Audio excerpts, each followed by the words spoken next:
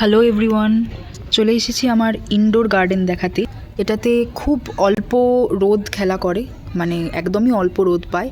তার মধ্যেই আমি যতটুকু ইনডোর প্ল্যান্টস রেখেছি সেটুকুই আমি দেখাবো।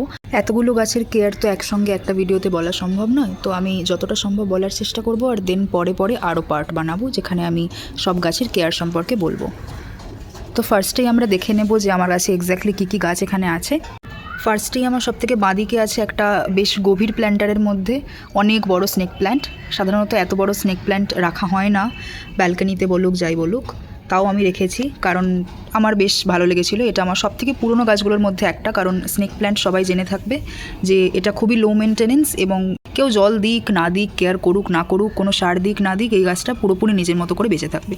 আর এটার সম্পর্কে আরও একটা ইন্টারেস্টিং ব্যাপার এটাই যে ধরুন এতটা মতো কাটিংগুলো নিয়ে জলের মধ্যে রেখে দিলেই, ইভেন মাটির মধ্যে রেখে দিলেই খুব সহজে শিকড় হয়ে যায়, মানে যে কোনো জায়গায় ফেলে রেখে দিলেই শিকড় হয়ে যায়, এবং সেটা থেকে ছোট্ট ছোট্ট আর কি বেবি প্ল্যান্টসও হতে থাকে। এটা খুব সহজেই প্রপাগেট করা যায়। এটা বলতে আমি কিন্তু স্নেক প্ল্যান্টের এই ভ্যারিগেটেড যেটা নেই সেটা নর্মাল, সেইটার কথাই বলছি। এরপরেই আসছি আমরা এই পার্পল হার্টস প্ল্যান্টটাতে। একটা ফুলও হয়ে আছে। এটা সাধারণত শীতে খুব একটা ফুল হয় না, আজকে হয়ে আছে যদিও, তবে শীতে খুব একটা ফুল দেখা যায় না। এই যতগুলো ব্রাঞ্চ আছে ততগুলো কিন্তু ফুলে ফুলে ভরে যাবে যখনই শীতটা কেটে গরম আসবে, মানে যেটা অলরেডি সরস্বতী পুজো হওয়ার পর শুরু হয়ে গেছে।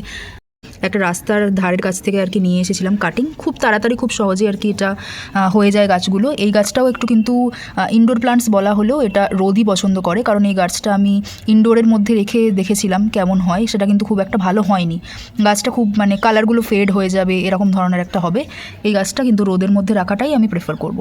এবার শীতকালে কেয়ার নেওয়ার মধ্যে আমরা যেটা করতে পারি সেটা হচ্ছে এরকম শুকনো পাতাগুলোকে এরকমভাবে সরিয়ে দিতে পারি, যেটা আমি মাঝে মাঝেই করে থাকি। তারপরেও শীতে একটু আধটু এগুলো শুকনো পাতা হয়ে থাকে, কিছু করার নেই এটা। আর সারের মধ্যে ইনডোর প্ল্যান্টসে কিন্তু খুব একটা সারের কিছুই প্রয়োজন হয় না, যদিও আমি আউটডোর প্ল্যান্টসে মানে ফুল ফলের গাছে সার দেওয়ার সময় মাঝে মাঝে কখনো কখনো দিয়ে থাকি। আমি এখানে আরও একটা জিনিস করেছি, সেটা হচ্ছে আমার গাছের মধ্যে এরকম পাথর দিয়ে সাজিয়ে রাখা খুব ভালো লাগে, সেটাও আমি করেছি বিভিন্ন রঙের পাথর দিয়ে, সেটার মধ্যে সাদাটাই যদিও বেশি আছে, এটা আমি করেছি। নেক্সট যা যাক এটাতে, এই জেড প্লান্টটা আমার অত্যন্ত ফেভারিট একটা প্লান্ট। এটা আমি একটু সরিয়ে আনছি। এই যে জেড প্লান্টটা পুরোপুরি শেপটা সবাই দেখতে পারছো, একটু অদ্ভুতই শেপটা আমার একটুখানি দেওয়ার ইচ্ছা ছিল। এটা এই মেন দুটো ব্রাঞ্চকে একটা মানুষের হাতের মতো আর এই নিচের দুটোকে পায়ের মতো দেওয়ার ইচ্ছা ছিল, আর এখানে মাথার মতো কিছু একটা বানাতে হতো, যদিও সেটা দেওয়া হয়নি, আমি কখনোই কাটতে পারিনি। এগুলো এরকমভাবেই আছে, এগুলোকে যদি এরকমভাবে কাটতে থাকি তাহলেই সেই শেপটা মানুষের মতোই চলে আসবে, যেটা আমি আর কি র্যান্ডামলি দেখে ইম্যাজিন করেছিলাম। এই জেড প্ল্যান্টটাও কিন্তু শীতকালে একদমই ডরমেন্সির মধ্যে যায়। ডরমেন্সি মানে হচ্ছে শীতকালে গাছটা খুব একটা গ্রোথ করে না, পাতা হলুদ হয়ে যায়, ঝরে যায়। বাট শীত যেই কাটতে শুরু করেছে তাহলেই আমরা দেখতে পাবো এখানে কত ছোট্ট ছোট্ট ছোট্ট ছোট্ট পাতা বেরোচ্ছে। তো জেড প্ল্যান্টের জল কিন্তু খুব বুঝে শুনে দিতে হবে। জেড প্ল্যান্ট খুব বেশি জল পছন্দ করে না, ওয়েল ড্রেনিং সয়েলের মধ্যে দিতে হবে, মানে যেটার মধ্যে দিয়ে জল আটকে থাকবে না, জল বেরিয়ে যাবে খুব সহজেই, সেভাবে দেওয়াই ভালো। আর এটা একদম মাটি শুকিয়ে গেলে, মানে এভাবে হাত দিয়ে আমি চেক করি মাটি শুকিয়ে গেছে কিনা, যেমন আজকে দেখছি শুকিয়ে যায়নি, তার মানে আমি এখন এটাকে অনেক দিন পর জল দেবো, এখন জল দেওয়ার কোনো প্রয়োজন নেই। এই জেড প্ল্যান্টের আর একটা হচ্ছে প্রপাগেশনের মেথড হচ্ছে, এটাকে যত ছোটোই মোটামুটি এতটা মতো যদি আমরা একটা ব্রাঞ্চ কাট করে নিই, সেটাকে মাটি বা বালি কোনো কিছুর মধ্যে একটু ছায়ার মধ্যে রেখে দিই, খুব সহজে আর কি সেটা রুট দেখা যায়। আমি যখন এটা এনেছিলাম সেটা একদমই এইটুখানি টাইপেরই একটা গাছ ছিল, এটা একটা রেস্টুরেন্টের আর কি ধার থেকে আমি এনেছিলাম তাদের পারমিশন নিয়ে। তো সেটা আমি খুব সাবধানে আর কি জলের মধ্যে প্রপাগেট করেছিলাম, যে যদি মাটির মধ্যে বসালে মরে যায়, কিন্তু তারপর আমি অজস্রবার এখান থেকে কেটে কেটে প্রপাগেট করার চেষ্টা করেছি, সেগুলো এর মধ্যেই আর কি ছিল। আমি তারপর সেটাকে সেপারেট করে অন্য জায়গায় পাল্টে দিয়েছি জায়গাটা। তো এটাকে আমরা এবার সরিয়ে দিয়ে অন্য গাছে যাই। তো এরপর এখানে আছে বেশ কিছু ঘাস ফুলের গাছ, যেটাকে 9 o'clock ঘাস ফুল এগুলো বলে থাকি। এটার আসল নাম হচ্ছে পর্টুলাকা।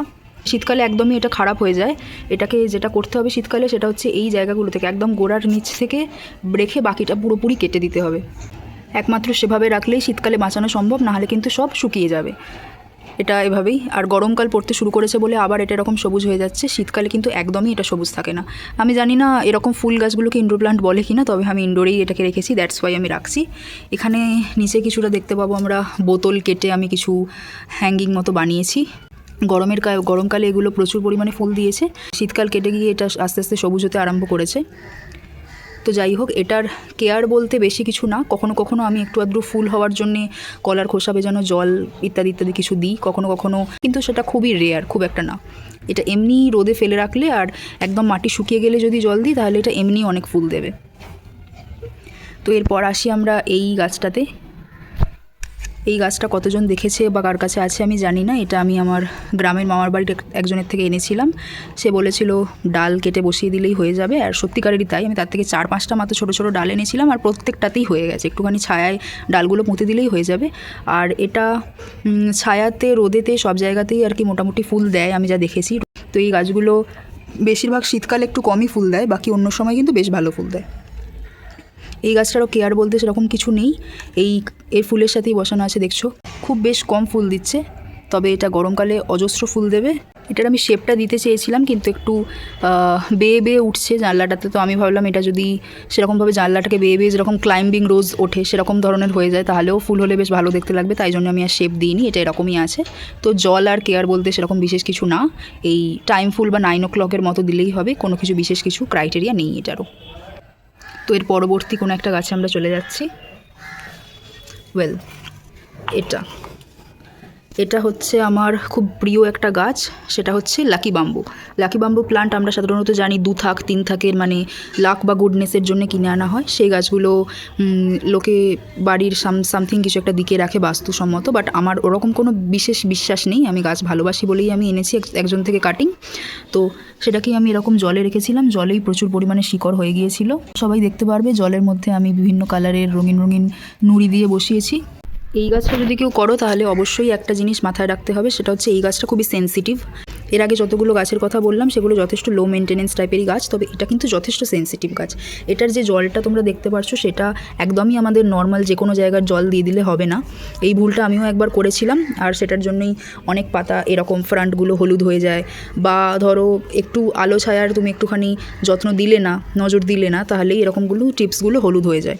তো এটা অবশ্যই খুব সাবধানে রাখতে হবে। এটা ওই 2-3 ঘন্টা হালকা রোদ পাবে এরকম জায়গাতেই ঠিক আছে। একদম গরমে প্রচুর ঘন্টার পর ঘন্টা রোদ পাবে সেরকম জায়গায় রাখলে একদমই হবে না, তাহলে এরকমভাবে কিন্তু পাতাগুলো পুড়ে পুড়ে যাবে বা ফুটো ফুটো হয়ে যাবে, যেটা আমার অলরেডি হয়েছে আমার সাথে আগেও। আর এই জলটা অবশ্যই সবসময় পিউরিফাইড ওয়াটারই দিতে হবে, যাই হয়ে যাক না কেন। কেনা জল, পিউরিফাইড ওয়াটার এসবই আমাদের দিতে হবে, এমনি জল দিলে হবে না। এরপরে এই বোতলে বসানো একটা গাছে আসছি। এই গাছটার কালারটা ফার্স্টে দেখে নাও।